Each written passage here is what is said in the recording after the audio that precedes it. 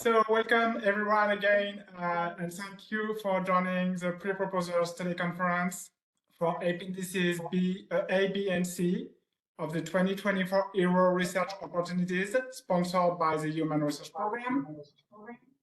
So Dr. Steve Platz, the Human Research Program Chief Scientist, will give you some background on the program and its goals for the solicitations. Then I will talk a little bit about the newer approaches for these reviews in particular, and then we will open for questions in the chat. So Dr. Steve Platz, whenever you are ready. All right, great. Thanks, Guillaume. As Guillaume said, my name is Steve Platz, and I'm the Chief Scientist of the Human Research Program. Today, I'm going to talk about 3 appendices that we've released for 2024. So Appendix A will be our flagship proposals, and we have some specific topics that we'll talk about here. Appendix B is our omnibus opportunity, and this is something that we do with every release. And then finally, Appendix C is an NSCOR, and this is a very special type of solicitation for us, and we'll tell you in more detail what that means. Next slide, please. So the reason we have these pre-proposer conferences is to clarify the solicitation and make sure that the community knows what we're looking for, essentially so that you don't waste time writing something that we're not going to be interested in. It's open to everyone. All the Q&A between us and the attendees will be accessible to everyone. It will all be posted at the NSPIRE's website. There may be a question that we will need to discuss the answer, so we'll put it on mute, and NASA folks will discuss to come up with the best answer possible. Alternatively, it might turn out where there's a question that we can't answer right away, so we would defer that, and we would then post the answer to that question on the NSPIRE's website with the rest of the Q&A. Next slide.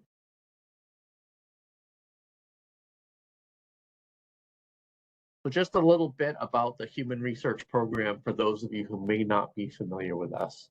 So we are an applied research program based at Johnson Space Center. And we really do 3 things. The first is to perform the research necessary to both understand and reduce the human health and performance risks to astronauts in space exploration. The second is to enable development of human spaceflight medical and human performance standards. These are things like nutritional requirements or exercise requirements, radiation limits, things like that. And then finally, we develop and validate technologies that we can use to both characterize and reduce those risks. Think of things like the onboard ultrasound machine. That's the type of work that we also do. Next slide. So we do our work really in a tiered approach. It's very expensive to do space flight research, so we do a lot of research here on Earth. We do those not only in individual laboratories, but also in what we call analogs. These are things like bed rest, which NVHAB is a good example of. Isolation facilities like Antarctica or NEK or the Hera, or for space radiation, the Space Radiation Laboratory is the only place in the world where you can simulate GCR in a reliable way. We do research on orbit as well. That's on the International Space Station, and there are things there that we can only do in a microgravity environment. We can simulate microgravity here on Earth with things like bed rest, but you can't do it in a high fidelity way. And so the only way to do that is on the International Space Station. So we do a fair amount of sponsored work there. And then finally, for lunar missions, we will be doing research in Artemis on the way to the moon and eventually on the lunar surface. And all of this together will help us answer the questions for going to Mars. So it's a It's an inclusive approach and it's a stepwise approach. Next slide.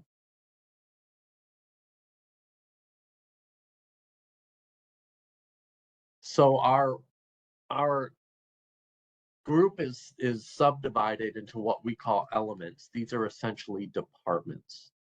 And I can't really see the list to see who's online from the elements, but if we have anyone from EXMC online, would you care to describe your element?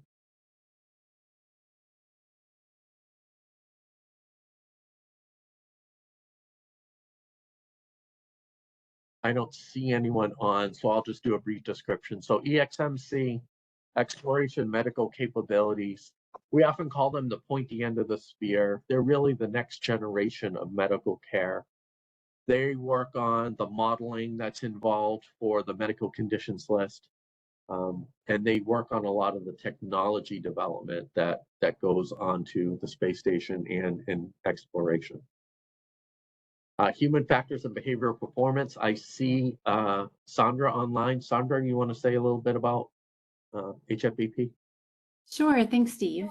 Good afternoon, everyone. So for the human factors and behavioral performance element, our focus is really on characterizing and mitigating risks as they relate to behavioral health of the crew, their psychological health, performance, making sure that across all of the potential mission scenarios, such as a mission to the moon or a mission to Mars, given the new hazards and the additional hazards of those missions, that we support the behavioral health and performance of the crew. We also seek to mitigate risk as it relates to team level outcomes. So not just how the individual is doing, but also how cohesive is the team, doing things to support their performance in the context of those missions. And then we also work on the human factors side. So how can we ensure that vehicles and interfaces and processes and timelines are human-centric and really there to help reduce risk as opposed to acting as a stressor in itself. And that's it for HFBP. Thank you. Thank you. Thanks, Sandra. The next element is human health countermeasures. Dr. Stenger? Hey everyone, hear me okay? I can hear you. Okay, thank you. I was also checking for that echo. I don't hear that anymore either. And HHC, we're interested in studying the effects of space flight on human physiology to understand the various changes that occur and trying to determine which ones are okay, acceptable, and which ones we need to mitigate with countermeasures. And we're really interested in two different types of problems. One is the potential long-term health impact, things like cardiovascular changes or CNS changes or skeletal changes, but also interested in mission operational performance impacts. Things like the effects of an inadequate food system or exercise. And in the case of this particular flagship solicitation, the sensory motor system, developing countermeasures to things like spatial disorientation and motion sickness after G transitions. Thank you. Thanks, Mike. Next up is space radiation. Dr. Zawoski? Hi, can you hear me? Yep. Oh, I heard the echo, so that's a yes. So at the space radiation element, we seek to characterize human health outcomes associated with space radiation exposure. And we aim to mitigate these effects by using countermeasures, which include not only compound-based, but preventative and also monitoring. As we travel to the moon and Mars, we will go beyond the protection of the Van Allen belts, which means our astronauts will be exposed to continuous GCR or galactic cosmic rays, unlike on ISS, where they are exposed to very limited GCR in the polar regions. Our current understanding of GCR and HCE radiation is very limited, and we are continually trying to better characterize its effects on cancer, on cardiovascular, and even the central nervous system. One question we always get is why not use the current astronaut crew or cohort? And it is because it's limited in size, time and space, and thus radiation exposure. So the majority of our funded research uses the NASA Space Radiation Laboratory at Brookhaven National Lab, which Steve previously mentioned. Thank you. Thank you. Thanks, JC. And finally, research operations and integration, they're a little bit different. They don't solicit for their own research, but they make everyone else's research happen. These are the folks who work with the schedulers, they work with the astronauts, and they help get the research done. So they're managing the analogs, or at least working with the analogs, depending on which one you're talking about, as well as Station and even Artemis. So these are the integration folks who make all the work happen. We also fund the Translational Research Institute for Space Health. That's through a cooperative agreement. They're not involved in the solicitation. They do their own solicitations through a very similar process. We also collaborate with other NASA programs like space biology. We've done a lot of work with them in the past, and they've actually worked with us on some of the topics that you'll hear us discuss today. Next slide. So I mentioned some of the analogs that we use, and they're listed here. So of course, the International Space Station, we have quite a few experiments going on there now. The bed rest facility we mostly use is called the NBHAB. This is in Cologne, Germany. It's a really nice bed rest facility that also has atmospheric chambers built in, so we can change the atmosphere. The NSRL, the NASA Space Radiation Laboratory, we mentioned already. This is where we do a lot of our radiation exposure work. We also sponsor parabolic flights and isolation studies like in the HERA. The HERA is a short duration isolation study that's here at Johnson Space Center.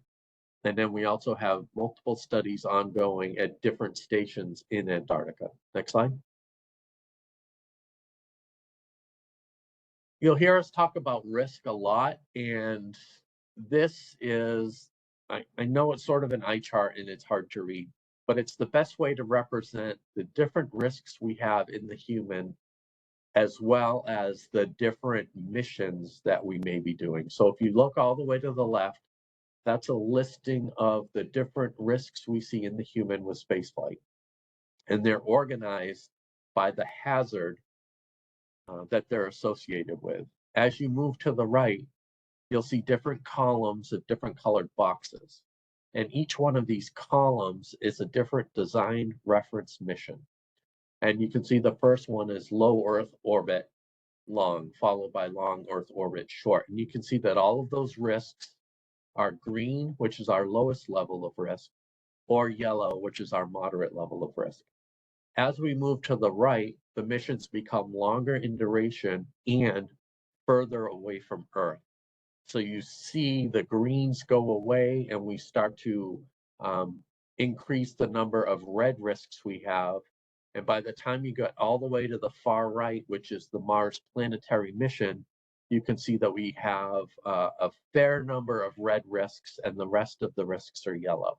So we use this chart to help us determine when we do research and what research we should be focusing on for the different mission types. Next slide.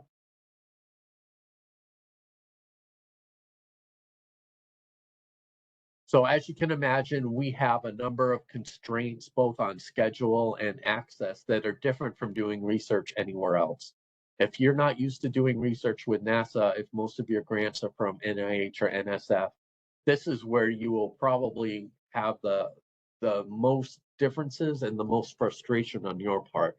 So we don't set the schedule for the crew. We don't decide the access. We don't decide how many crew members fly or when they fly. Those are all predetermined.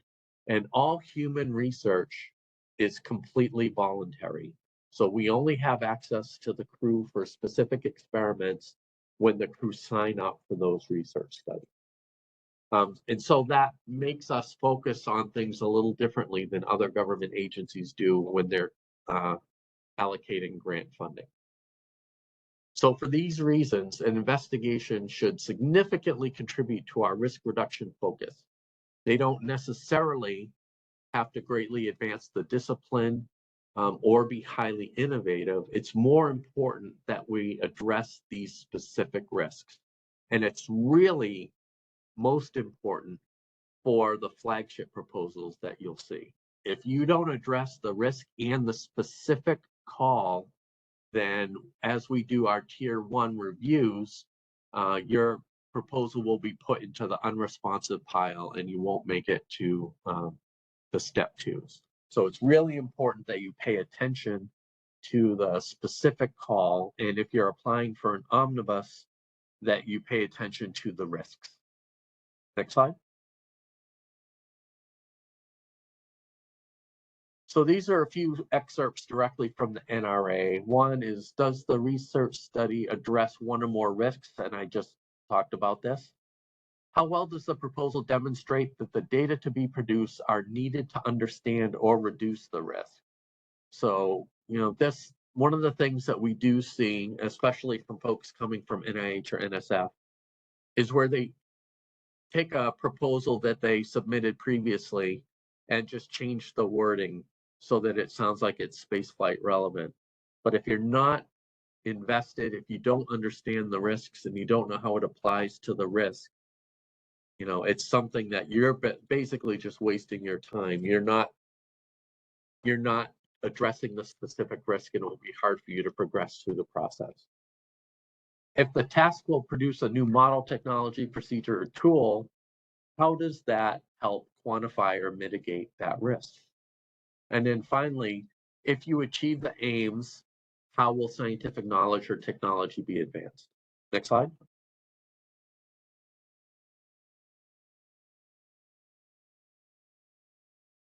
So our studies, as you've heard, they're very constrained, and we have limitations on the number of crew we can access. If you're proposing a flight study, we are typically very lucky to get an N of 10 or 12. If you're doing an analog study, believe it or not, it's actually very similar. You might get 10, 12, or 16, but it's not going to be anything like NIH or NSF from that standpoint. So because of this, statistical considerations are really important for us. You need to have a very robust statistical design for your experiments. You need to understand sample size. Your experimental design and data analysis methodology must be explicitly stated. And we always recommend that proposal teams have a statistician as a member of the team. For step 2 proposals, you must include a dedicated section describing your statistical approach or your justification for not needing one. Next slide. So here's an overview of this solicitations process. So step 1's the window opened on November 2nd, 2023. Step 1 proposals are due by November 1st. You must follow the specifications listed in the solicitation. Please read the solicitation very carefully. They have been changed recently. So if you submitted a proposal 2 or 3 years ago, you cannot follow the same format that you did then. If you do, it will most likely be rejected. There are some very specific changes that you must include in the new proposals. The page limit is 1 page unless otherwise specified. It's 3 pages for Appendix C, which is the NSCOR. And then only applicants who submit what NASA considers a relevant step 1 proposal will be invited to submit a step 2 proposal. The step 2 proposal window opens on November 29th. They are due by January 30th of 2024. The project description page limits are 10 pages for a flagship, which is Appendix A, 5 pages for an omnibus, which is Appendix B, or 20 pages for an NSCOR, which is Appendix C. The review process is a merit peer review panel will be convened by NRES. That will consist of a panel of scientific and technical subject matter experts and a statistician. After the merit review, NASA will do a secondary programmatic review looking at programmatic balance, feasibility, and the cost of the proposals. Taking both reviews into account, we will then announce the final awards no earlier than July of next year, 2024. Next slide.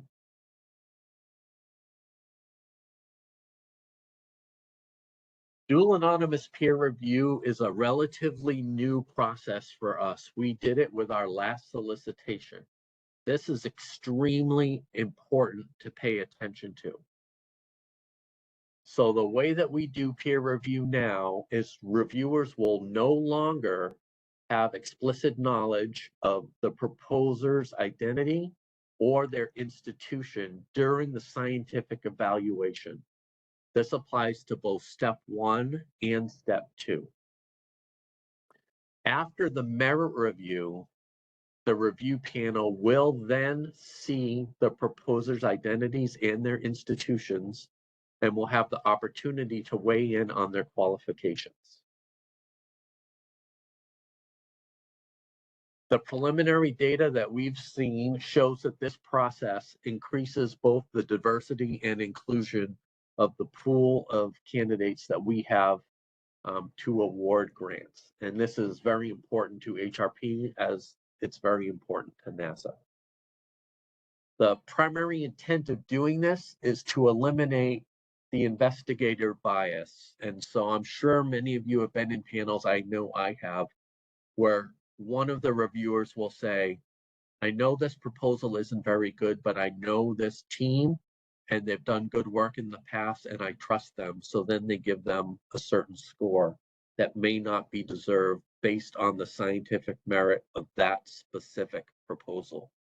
That's the exact type of thing we're trying to eliminate. Next slide.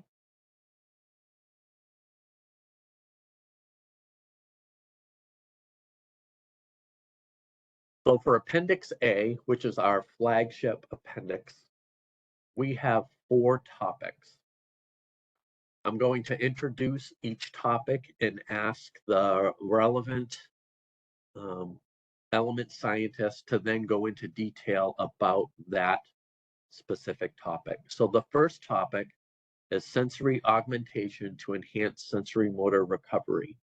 This will be up to 3 years with a total budget not to exceed $800,000. Sandra, would you like to discuss? Or is this Mike? This is Mike. This is HAC. Mike? Yeah, so the purpose of this solicitation is to help us get the crew into post-landing egress activities sooner than we currently can.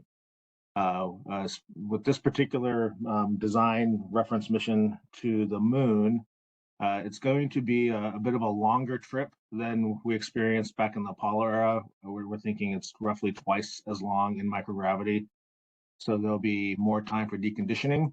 And so the crew, even though we were able to do EVAs during Apollo, it took them a little bit longer to get out the door, and the cadence of EVAs back in Apollo was not quite as dynamic as it's going to be for Artemis missions. We're going to be doing a lot more EVAs. We're going to want to do them sooner. So we're just looking for tools to enhance that microgravity to lunar gravity G transition recovery. And so we're specifically looking for sensory augmentation that's vibrotactile or visual or audio tools that are feasible to implement within the landing vehicle. So they have to be small and relatively simple and easy to perform on your own. And we also are asking that these tools be validated on Earth as a part of this proposal in a analog on Earth of sensory motor deconditioning. We suggested sustained 3GX acceleration for an hour-ish as one mechanism. That is not the only one that can be used. We've already received a question asking about other forms of deconditioning.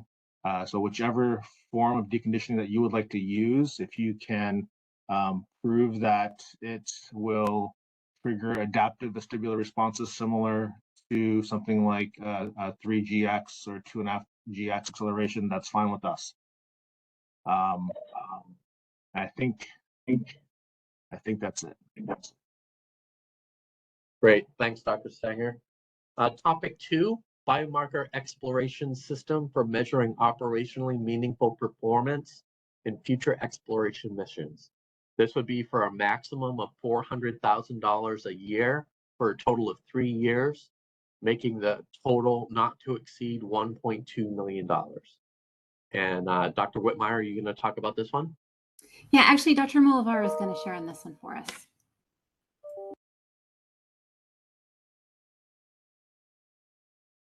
Check, can you guys hear me? Yep. Okay. So this particular, I hear an echo, but I'm thinking that it should be okay to go ahead. So continue. So this particular proposal, this particular call for proposal, topic 2, biomarker exploration system, is basically looking at helping quantify the effect of microgravity on behavioral health, and what are the suite of biomarkers that can be used to quantify behavioral health that are associated with operationally relevant performance outcomes. And the definition of biomarkers can include all the way from gene to behavior, and it could be multimodal, meaning it can go from not limited to behavioral, but biochemical or electrophysiological, omics, and measured longitudinally than a single biomarker of any one mode or modal type. The other characteristic that people looking that this particular call advocates for is not just multimodal, but also bringing together biomarkers that are across multiple domains. So it informs the behavioral health holistically that relates to operational performance changes that we are interested in. There are 2 specific focus areas. One is definitely can be done in humans directly, and all the things that I described earlier, from gene to behavior, multimodal and multi-domain, related to operationally relevant outcomes. And focus B, where we are also interested in understanding the effect of understanding biomarkers quantified in relation to exposure to space radiation or galactic cosmic radiation simulations. And in that case, experiments could be performed at the NSRL. Thank you. Thanks, Ajit.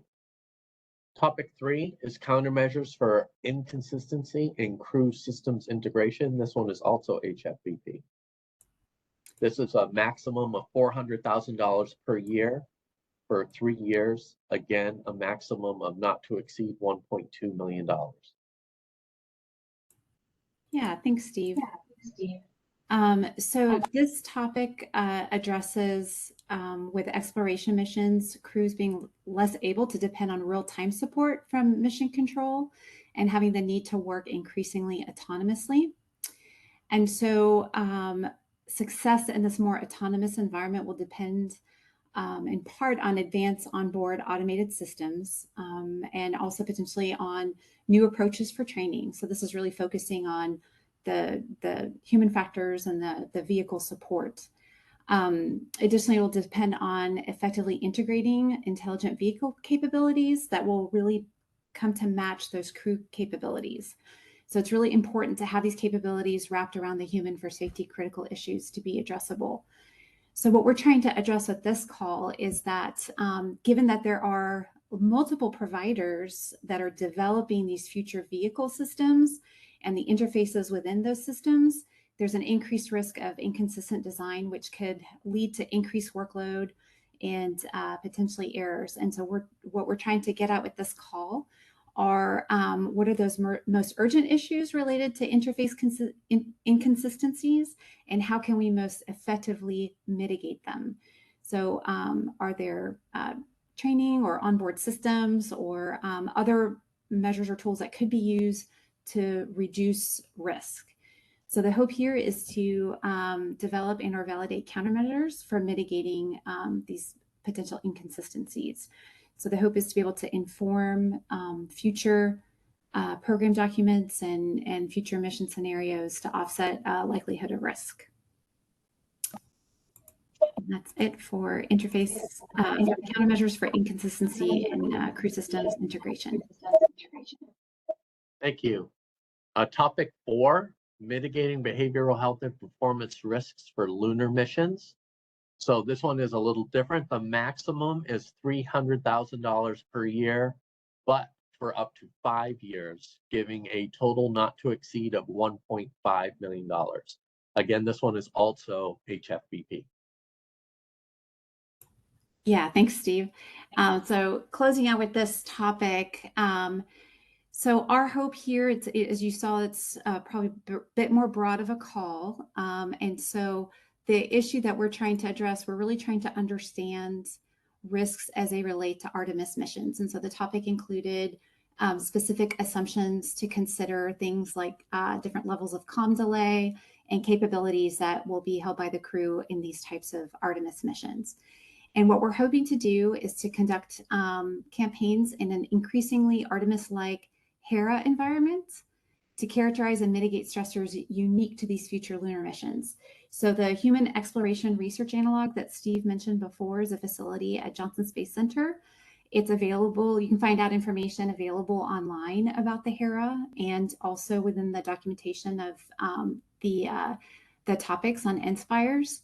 And what we're hoping to do is select one or a couple more studies to address some of the topics that you saw listed. So in context of a 45-day Artemis-like mission and with a crew of 4 who will be dealing with scenarios and stressors that are anticipated in a lunar mission, how can we help them complete in-mission problem solving within that context? How can we help them when they are going to have distributed teams? So if the team of 4 is maybe split into 2, where 2 folks are on an excursion and there's comm delay, how can we help mitigate that?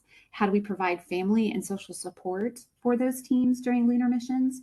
So there's a list of specific research areas that the proposers can further explore. And what we're hoping again to do is to have to award a grant that will give a year or 2 looking at characterizing what the issues are in context of these missions and how to best mitigate them.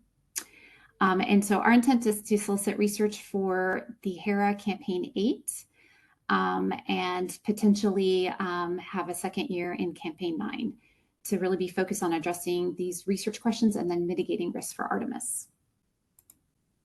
And that's it. Thanks, Sandra. Next slide, please. So for Appendix B, this is the omnibus opportunity. In general, an omnibus award is a short duration, limited fund type of award. It's designed to acquire preliminary data or pilot data. It's limited to 1 year in duration and $150,000 total. There are 2 subsets of omnibus awards, which are a little bit different. The first is the new investigator award, and this is for a PI who has not had HRP, EPSCOR, or TRISH funding in the last 10 years. The second award is the Early Career Investigators Award, and this is similar, but it has an additional requirement that the PI has completed their terminal research degree or the end of their postgraduate clinical training within the past 10 years. And the difference with these two proposal subtypes is that the PI for these does not have to address a specific risk. Their proposals only have to be spaceflight relevant. The other difference is that if these are awarded and significant progress is made in the first year, a second year of funding could be made available so that they could be 2 years for $300,000 awards. Otherwise, a general omnibus award must specifically address at least one HRP risk as part of the solicitation. Next slide. For Appendix C, this is an NSCOR solicitation. So this is a NASA Specialized Center of Research, and this consists of a team of investigators who have complementary skills and work together to answer a focused question. So the topic here is translational research to enable animal-human scaling for estimating risks to the central nervous system impacting behavioral medicine. This is a ground-based study. It is not a flight study. There are expectations of parallel human and animal stressor exposures. The stressors should be relevant to spaceflight, and proposals are required to use the NSRL. It's a maximum of $1.2 million per year for up to 5 years. This is a space radiation call. So JZ, would you like to elaborate? Sure, thank you, Steve. So currently we have very limited epidemiological studies of human cohorts which have been terrestrially irradiated, in which CNS outcomes have been measured. In addition, if you know anything about radiation, terrestrial radiation differs greatly from what astronauts will be exposed to in space. And we also ethically cannot irradiate humans, so we are limited to animal experiments using NSRL. But the question we've always have is, how do we translate from animals to humans and humans to animals? So the primary goal of this solicitation is to use non-radiation stressors to compare animals to humans, and then use non-radiation stressors compared with radiation in animals to predict human outcomes from radiation exposure. For example, let's say if we accept a rate of a 30% error rate in whatever outcome for humans, and let's say the stressor you use, I'm just going to throw out any stressor. This doesn't mean I want the stressor, but let's say this is equivalent to 50% sleep loss in humans.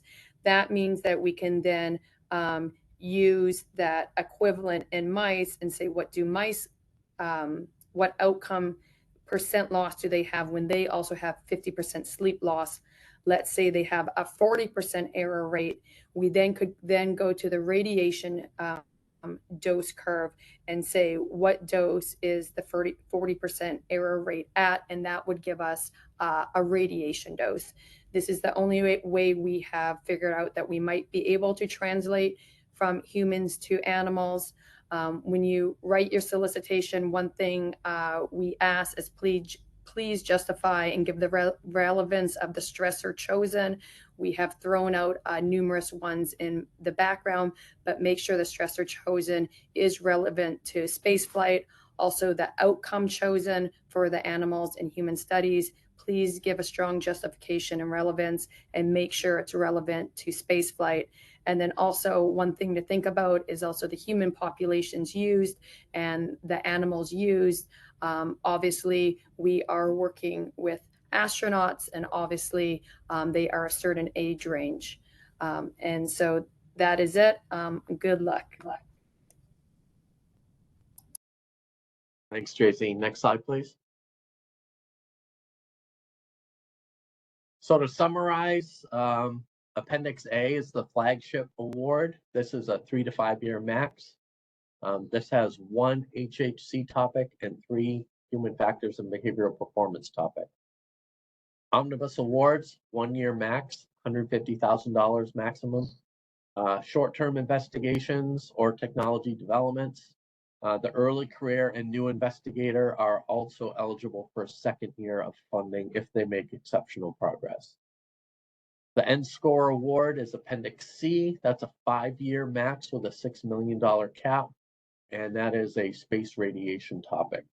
All of these proposals will undergo dual anonymous peer review process that we've developed with NRIS for both Step 1 and Step 2 proposals.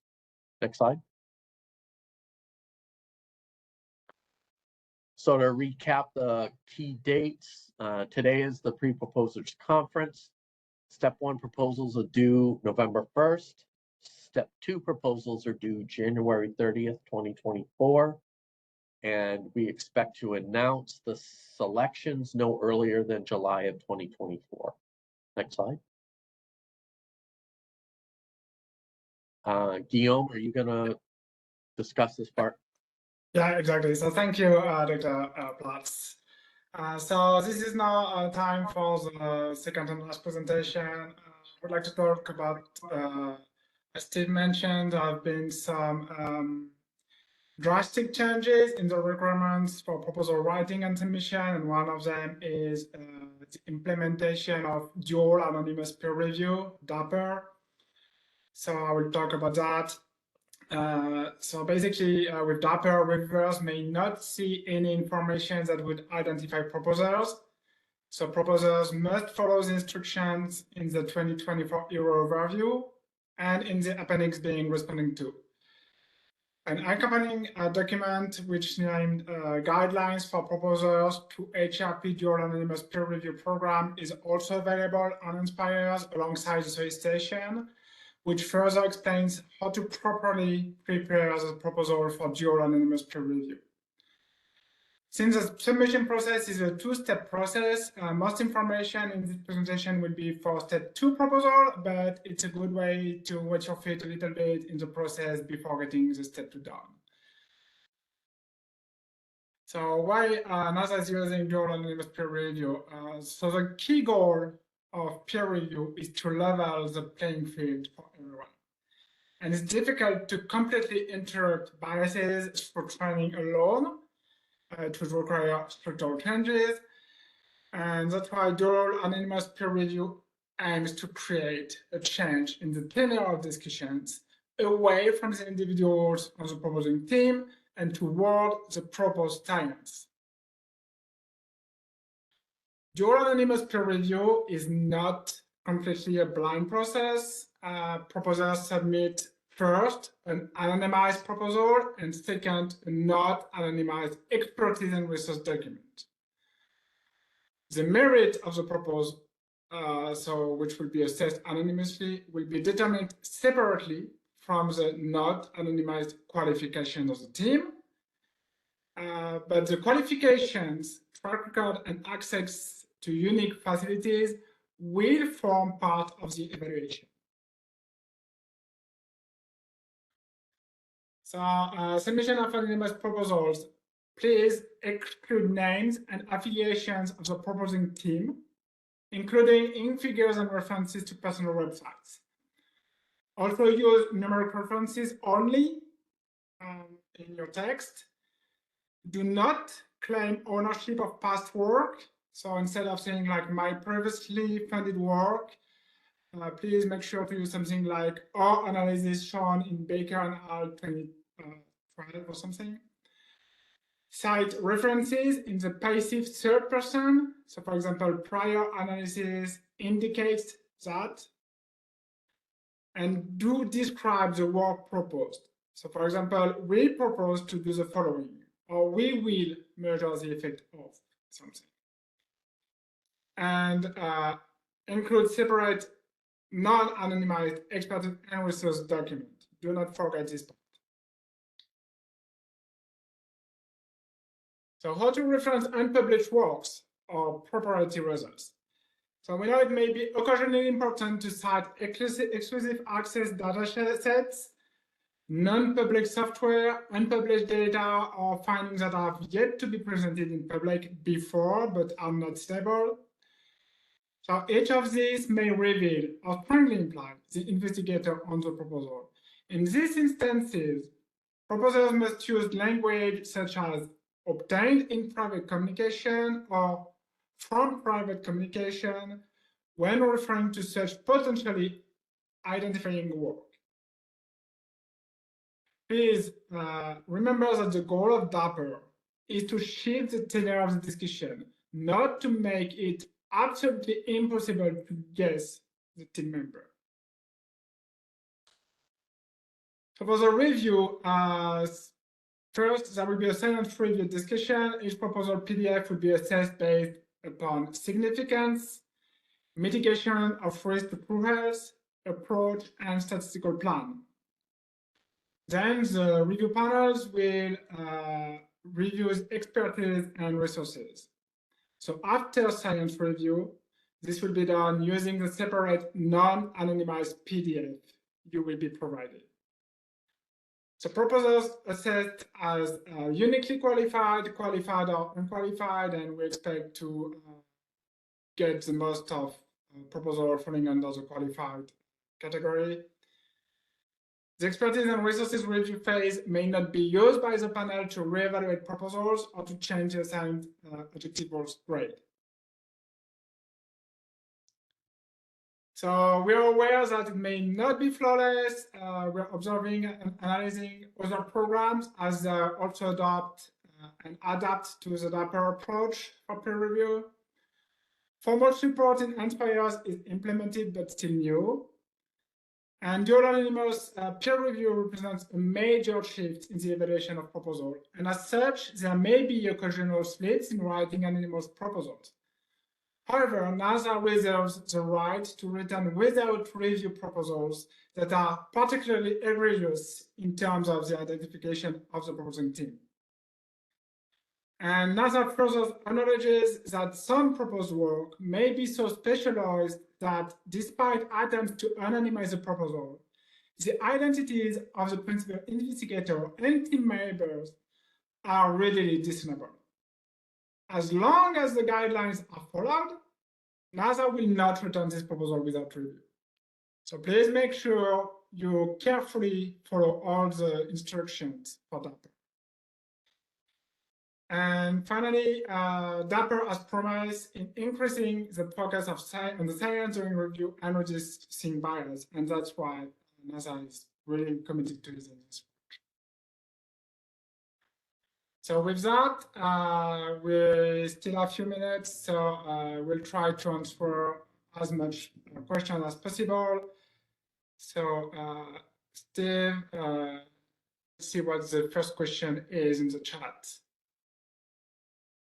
First question we have is, if the proposal addresses a specific risk, so for example, radiation damage to Earth, but does not address how the risk may affect behavior, would such a proposal still be considered acceptable for one of the topics for the solicitation? Sandra, do you want to answer this one?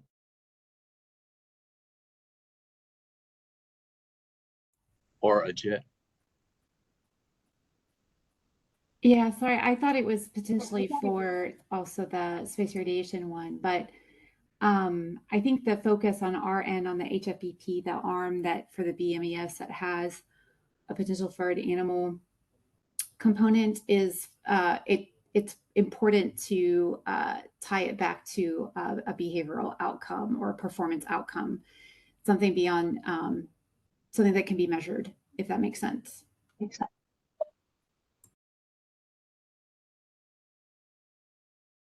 All right, great. For the next one, will a government shutdown likely change or affect the HERO submission deadlines? It shouldn't affect the deadline for step 1, which is due November 1st.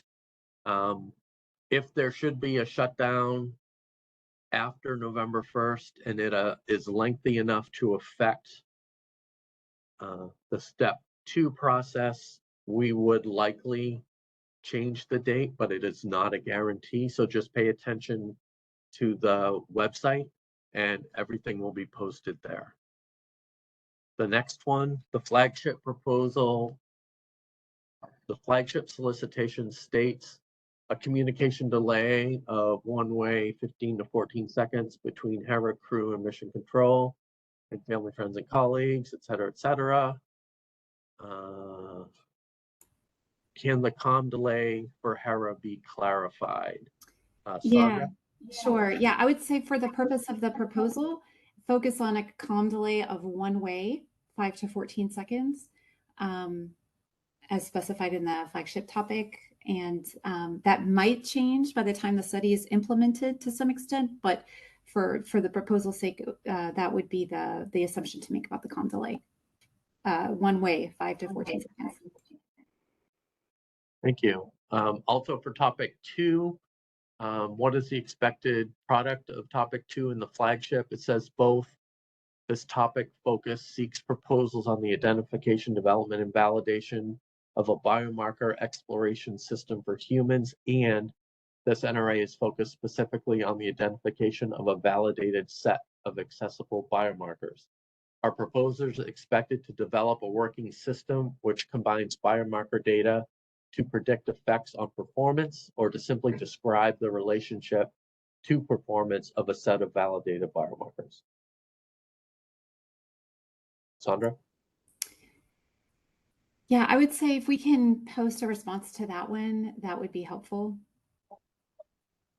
Oh, you went too far. Oh, okay. Okay, great. So we will post the response to that question on the website. Again, this next one is also for topic 2. Is it mandatory that the project be conducted in a ground-based facility? Is there any possibility that could be conducted in an analog? Is 1.2 million available for the entire topic? This amount will be split among multiple awards, or would each award receive up to 1.2 million? The topic is split into 2 focus topics, A and B. Yeah, so the Humans and animals, etc. So Sandra? yeah, so if we pick more, so it would be 1.2 per award, and it could be just 1 award, but it could be 2 awards. And yes, an analog is a potential platform, but we wanted to leave it open, and it doesn't have to be an analog, but it would be a ground-based platform. Great. So the next few are also topic 2, so I'll just read them really quickly and then you can respond, Sandra. Could you please provide examples of operationally relevant testing facilities and deliverables of interest? Yeah, we can provide, clearly we have to provide some clarification on the deliverables, so we're happy to do that. So that'll be a posted response. Okay, great. And then also for topic 2, are proposals restricted to just animal and human, or will other sample types be considered? For example, in vitro, in silico, organoids, etc.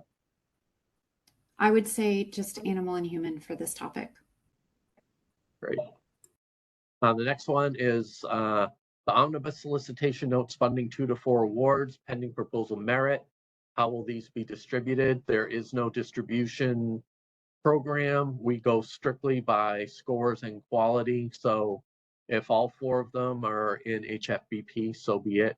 It's unlikely to happen, but it can happen depending on how the proposals score. For Appendix A, topic 4, that spans 5 years. Yeah, Sandra I also apologize. 2 years. So the data collection, when we say 1 HERA campaign, that includes 1 HERA campaign is typically 4 45-day missions implemented over a year. And so when we say 1 year, that just encompasses the actual data collection during HERA. We know that there's preparation that has to happen before that, and as well as some time for analyses afterwards. So things get costed a little bit differently, and things take more time than the actual campaign itself. If there's an award for a study and it's granted for 2 campaigns of HERA, that would then take longer, because you would have the 1-year data collection time period for one campaign, plus the pre and post, and then another round. So that's why there's got to be some flexibility with the years, and how it spans is a little bit different than the actual data collection part, if that makes sense. Right, and then we only have a minute left, and so I am going to breeze through the last few here at the end. Will this meeting be available for viewing later on? Yes, it will, on the website that Guillaume mentioned earlier, and I think he'll probably show it again at the end. Can an investigator submit a flagship and an omnibus? Yes, you can. 1 year, many years ago, when I was an investigator, I submitted 12 in a single cycle. Dr. Stenger was part of that. Can an institution submit multiple proposals to omnibus that address different risks? Yes, you may. For numerical references, are the author names still on the reference list? Yes, they are. Just don't call them out specifically as your own references. Just leave them in the reference list as if they were just part of the references. When the proposers find out if they are approved for step 2 on November 29th, we discussed that, we posted it. It will be posted on the website what the exact dates are. Would we need to include costs at NSRL in the budget for radiation projects? JZ, I believe the answer to this is no, correct? So beam time is covered, but the travel to NSRL of personnel and also animal housing has to be covered by the PI. Excellent, thank you. For Appendix A, Topic 2, can an institution submit proposal in collaboration with other government agencies? Yes, you may. Topic 4 is the number of selections. TBD. It depends on the quality of the proposals. Yes, it is TBD. And I believe that is the last question. This is also the last question. So this is also the end of this proposal conference. So thank you everyone for having attended this session. Thank you Dr. Platz and everyone for providing such great response to proposals. Again, this meeting will be has been recording, and the recording will be made available in Inspires in the next couple of days. Additional questions will be answered through an FAQ, which will also be posted and updated in Inspires. So make sure to keep an eye on Inspires website. Yep. So I wish you a wonderful week, and we are looking forward to your proposals. Thank you.